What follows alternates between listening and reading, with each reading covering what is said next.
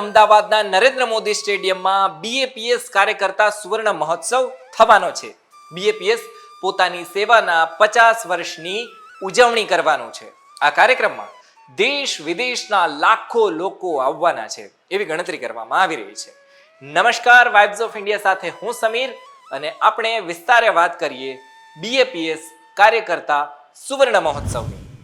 અમદાવાદના બીએપીએસ કાર્યકર્તા મહોત્સવનો સમય જેમ જેમ નજીક આવી રહ્યો છે એમ જેટલા પણ હરિભક્તો છે એનામાં આનંદ વધી રહ્યો છે. 7 ડિસેમ્બરે નરેન્દ્ર મોદી સ્ટેડિયમમાં જે અમદાવાદમાં આવેલું છે ત્યાં લાખો હરિભક્તો ભેગા થવાના છે.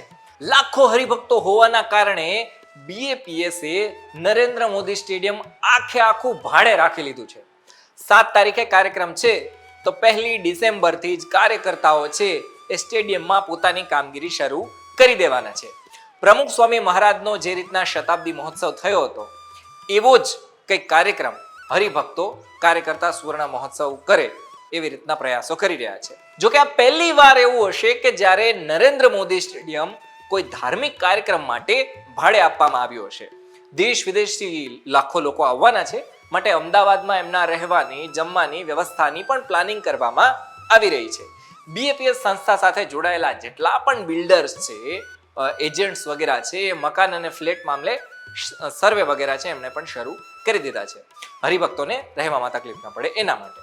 જ્યારે આ કાર્યક્રમ યોજાવા જઈ રહ્યો છે અને હવે થોડા દિવસો બાકી રહ્યા છે તો અમદાવાદના એરપોર્ટમાં પ્લેનના બુકિંગમાં પણ વધારો જોવા મળી રહ્યો છે. હરવા ફરવાનો એક તો ઉપરથી સમય છે, કાર્યક્રમ થઈ રહ્યો છે માટે પ્લેનના ભાડા પણ વધી રહ્યા છે. સામાન્ય રીતના દિલ્હી મુંબઈના ભાડાની વાત કરીએ તો 3 થી 6 હજાર રૂપિયા જેટલું હોય છે, પણ બીએપીએસ કાર્યકર્તા સુવર્ણ મહોત્સવ હોવાના કારણે ભાડા 10,000 થી 12,000 રૂપિયા થઈ ગયા છે.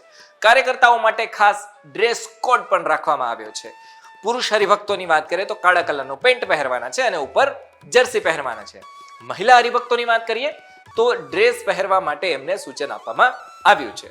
આ કાર્યક્રમમાં બીએપીએસના વડા મહંત સ્વામી પણ હાજર રહેવાના છે અને કાર્યક્રમનું સંપન્ન પણ એ જ કરવાના છે એવી વાત સામે અત્યાર સુધીમાં આવી છે. 1972 થી 2022 સુધી 50 વર્ષ કાર્યકર મંડળને પૂરા થવાના છે અને એટલા જ માટે આ કાર્યક્રમ થઈ રહ્યો છે. શરૂઆતમાં 1972 ના સમયમાં યોગીજી મહારાજના સમયમાં બાળ મંડળો અને યુવાન મંડળો છે એ શરૂ થયા હતા. યોગીજી મહારાજ છે એમના કહેવાથી પ્રમુખ સ્વામી મહારાજે કાર્યકર નિમવાનું શરૂ કર્યું હતું અને હાલ બીએપીએસ પાસે 1300 થી વધુ મંદિર છે, 1200 જેટલા શિક્ષિત સાધુઓ છે, 80,000 થી વધુ સ્વયંસેવકો છે, હજારો લોકો છે બાળ સભા કેન્દ્રોમાં, યુવા સભા કેન્દ્રમાં, રવિ સભામાં અને મહિલા સભામાં પણ આવે છે.